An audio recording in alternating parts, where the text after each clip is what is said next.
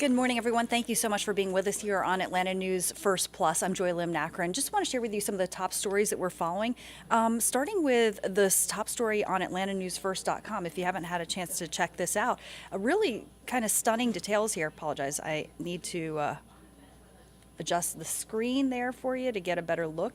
But as you can see, one of the top stories on our webpage here is that a man was allegedly trying to steal a police cruiser and ultimately ended up being shot and killed by officers in Lawrenceville. And so obviously this story getting a lot of traction on our website, gathering a lot of attention. But an investigation is underway into this deadly officer-involved shooting in Gwinnett County. According to the Georgia Bureau of Investigation's preliminary findings, officers were conducting a traffic stop on Highway 120 near Pike Park just around 3 a.m. when the driver of the vehicle, which was a black Kia Sorento, sped past them, made a U-turn, drove back towards them. Driver got out of his car, allegedly, tried to steal the officer's police cruiser, and that is what led to this altercation with police, where the officers, say that they commanded the driver to comply and ultimately ended up shooting and killing the man. He's not been identified at this time. It's pretty typical that when there are officer-involved shootings that the Georgia Bureau of Investigation gets involved and does its own active investigation. That is certainly the case with this incident. Police say that the West Pike Street will be closed from Norcross Road to Langley Drive for an unknown period of time. So just beware, that could impact your commute. Certainly a situation that is garnering a lot of attention on AtlantaNewsFirst.com if you want to check that out on our website and just kind of get the latest details. Look, another situation that we've been keeping an eye on is in Dekalb County, because officials there are searching for a man who they say is ransacking homes and effectively invading homes. It's a home invasion suspect. My colleague Madeline Montgomery has more. Surveillance videos of this man, but just a really scary situation. Police have multiple surveillance videos of this man, but they haven't been able to arrest him yet. And we have a look at some of that surveillance video. Neighbors got it along Rainbow Drive in South DeKalb. Queen Reese tells us that a man broke into her house while her daughter was home. Her daughter locked herself in her room and was able to stay safe as the man tore apart the house and stole jewelry. Neighbors say that the man has broken into at least 3 homes. He even stole a gun from one. A neighbor also captured a video of him with a gun in his hand. I am afraid to go outside the door. The person was walking up the people's back patio with a brick in his hand and just went up to the thing, kind of looked around and just busted the window. And happened, there was a man at the home and they had words and he ran back down the steps. Police say they are investigating this home invasion, but they haven't made any arrests yet. Reporting in DeKalb County, I'm Madeline Montgomery, Atlanta News First. All right, thanks to Madeline for that report. Another situation, apparently a lot of activity in DeKalb County right now, but this is what is, being investigated by the fire department right now, a fire investigation. And this is what the scene looked like as our Atlanta News First camera crews were there capturing the images of the scene of a fire investigation now underway, because fire crews found some heavy flames there at this building that you're looking at just before 5 a.m. We've learned that 4 people are now out of this home this morning. This is an area where some townhomes are along Village Main Street in Stone Mountain. 4 units apparently are affected. Thankfully, no one was hurt. But again, 4 people now without a home. They are being assisted by the Red Cross, and pretty standard that an investigation is underway as well, just to make sure that they understand what caused this, and if it could be prevented in the future, that it would be prevented in the future as well. Also, really a stunning story for many people. A Six Flags employee has died after an incident at the park. Clearly, the family very disturbed by this. My colleague Chelsea Beimfor has more. This is what a typical day looks like at Six Flags, people packing the roller coasters and rides. But Sunday night, the joy faded into terror when a theme park employee was thrown from a van and killed. Cobb County police say 41-year-old Andrea Crook, a scare actor, was in the rear cargo compartment of a Ford Econoline Sunday night with several other adults and 2 juveniles, all employees of Six Flags. Investigators say Crook was ejected from the vehicle when the driver of the multi-passenger van made a left uphill turn around a curve on Harbor Way, an employee access road inside the park. The fall caused head injuries, and Crook later died at Grady Hospital. Her husband told Atlanta News First she leaves behind 3 beautiful daughters. In a statement, Six Flags president Dave Zellner said, "Our hearts and thoughts are extended to the family of the employee, as well as those impacted by this tragic automobile accident. We are heartbroken." Zellner added that immediate support is being provided to employees affected by the tragic incident. And our thanks to Chelsea Beimfor for that report. Certainly our thoughts and prayers with that family as well. Okay, look, I know we got a lot of Krispy Kreme fans out here, maybe in here in the studio too. That's Courtney laughing, Courtney Jacobazzi. So happening next week, the grand opening of the Krispy Kreme on Ponce de Leon Avenue in Midtown, this donut shop owned by Shaquille O'Neal.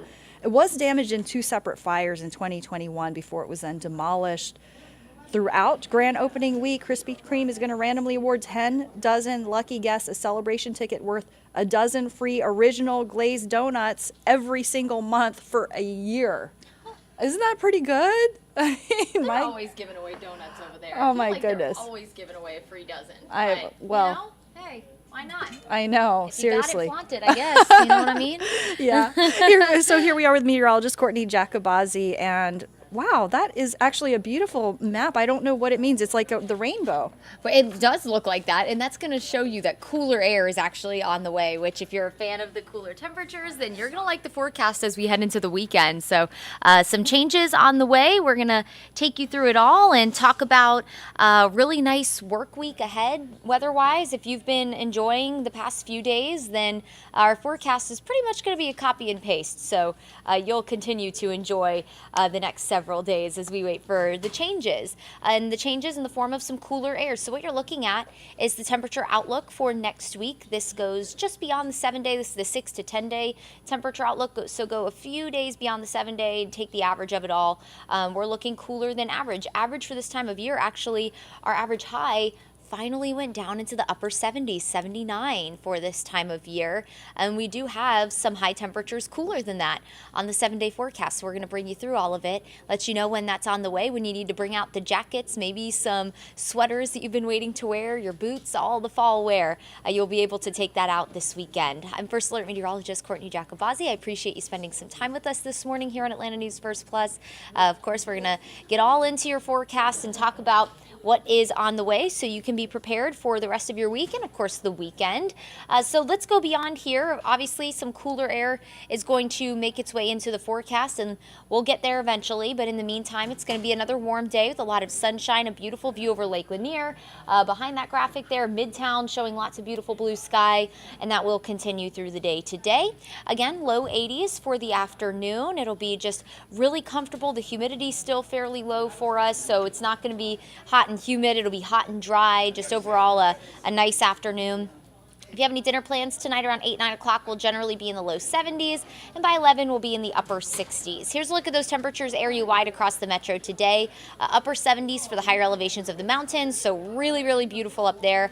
Low 80s for most of our suburbs, and mid 80s potentially in some spots like Rome and Athens. You're always just a little warmer, so expect it to be a little toastier in some of our communities across North Georgia today. Either way, low to mid 80s. It'll be a pretty pleasant afternoon. Just warm for where we should be this time of year. Again, our average high is 79. Out the door tomorrow, kids headed back to school, and all the parents and a lot of folks headed back to work tomorrow. Kids are not going to work. Low 60s for the morning, maybe some upper 50s, but a comfy start. The kids might need a light jacket as they head out the door, wait for the school bus tomorrow morning. And then heading home, low 80s again, so tomorrow will be another warm afternoon with a lot of sunshine. So we've gone 16 days without measurable rainfall at the Atlanta airport. So that was 2 Sundays ago. That was the last time we picked up measurable rain. It was September 17th. And notice, even as we head into Friday, which originally we were thinking we could get a rain chance on Friday, really not looking at much rain at all. Maybe an isolated shot at best. We're looking at maybe a 10%. That's about it. So really, it continues to trend drier as this front moves through. Definitely going to be moisture starved as it moves into the area. Clearly, we haven't had a lot of humidity to work with, so that front won't have any moisture in the atmosphere to take advantage of to create rain. So our rain chance looking slimmer and slimmer, which is not good for us. We are already starting to see some drought-like conditions, or at least some abnormally dry conditions across the area. We'll get a new update from the drought monitor, on Thursday morning, and we'll update you. But unfortunately, not a lot of rain in sight, and we could definitely use it. But let's talk about the silver lining. We'll get at least some cool air from this front, some more seasonable temperatures. So we've talked about this throughout the week. Area of high pressure in the upper levels of the atmosphere, mid to upper levels, that's going to park itself over us, but it is weakening. And as it continues to weaken and kind of push off the coast, that will make room for this trough. Essentially, the jet stream is going to dip very far south, and that will spill in some of that cool Canadian air, and we'll be potentially in the 50s as we head into Sunday morning, which will be super, super comfortable. It'll be really nice, or the 40s rather, as we head into Sunday morning. 50s on Saturday morning, but 40s on Sunday morning, which will be wonderful. That cool air is going to move in as that trough digs south. It's just going to be great. It'll bring us the coolest air since May as we head into the weekend. So here's a look at those overnight low temperatures. This is what you'll wake up to on Sunday and Monday morning. We're talking upper 40s, mid 40s in a lot of our suburbs, maybe even some low 40s for the mountains Sunday and Monday morning. So you're definitely going to need the jacket as you're, getting up, going to church, going to any of your brunch plans or farmers markets on the weekend. And Monday morning as you're getting ready for work and school, although I do believe some kids are off of school next week. But either way, definitely going to need the jacket as we head into the end of the weekend, the start of next week for the morning hours. Otherwise, the mornings stay comfortable, relatively mild, especially Friday morning. We'll wake up closer to 70. So here's a look at the kind of statistics on this cooler air that's coming in. It's been a really long time since we've had cool air like this. That's why we put that first alert on Sunday, to kind of just give you a heads up that, hey, we're getting into a pattern change we haven't seen in a while, so you're going to need to prepare differently. It's going to kind of change the way you go about your day because you're going to need some extra layers. Sunday's forecast, a high of 69, low of 48 degrees. The last time we had a high below 70 degrees was 68 degrees on May 1st, and the last morning below 50 was 48 degrees on May 3rd. So again, it's been a long time, May. So spring was the last time that we had air like this. So that is a first alert. Again, first alert's just a heads up when the weather is going to change and kind of just create a difference in your day. It'll be a little bit of a nuisance. Not necessarily that cool air is a nuisance, but you're going to have to change how you go about your day. So just kind of giving you that heads up that you're going to need different clothes than what you've been wearing lately. Get those sweaters out that you've been kind of keeping in the back of the closet, tucked away, probably anxiously waiting to pull them out, right? Because it's been pretty toasty the past couple of days. Low 80s will carry us through the rest of the work and school week. And then again, low 70s on Saturday. I do want to note, when that front moves in and brings in that cooler air, it's also going to be very breezy. So if you have outdoor plans on Saturday, just something to keep in mind. We could experience wind gusts upwards of 25 miles per hour. That'll probably make it feel a little cooler throughout the morning hours, especially. Again, highs only near 70 on Sunday. A lot of us will top out in the 60s on Sunday, and then Monday will be in the low 70s. So some really just beautiful weather on the way as we head into the weekend. But unfortunately, again, really not looking at much of a rain chance. That chance continues to dwindle for us here, and we could use the rain. So everyone start doing the rain dance or something, so we could use it. Warm the rest of the week. We'll see a lot of sunshine today and tomorrow. Clouds will start to build on Thursday ahead of that front on Friday, which will bring us more so mostly cloudy conditions. On Saturday, we're going to be breezy and cooler. That first alert for Sunday, because it is going to be just a cold morning. You're going to need the layers on Sunday. That's giving you the heads up. Circle that day on your calendars. You're starting to make your weekend plans. You're going to need to dress accordingly on Sunday. Monday will be absolutely stunning to start the week. That is a picture-perfect fall day. Morning that's chilly for a jacket, afternoon that is just super comfortable in the low 70s. That is perfect weather right there. So we are making our way closer to some beautiful fall-like air as we head into the weekend and the start of next week. All right, everyone, thanks so much for spending some time with us to get your top stories and your forecast, of course. We always appreciate it, and we will catch you here next time.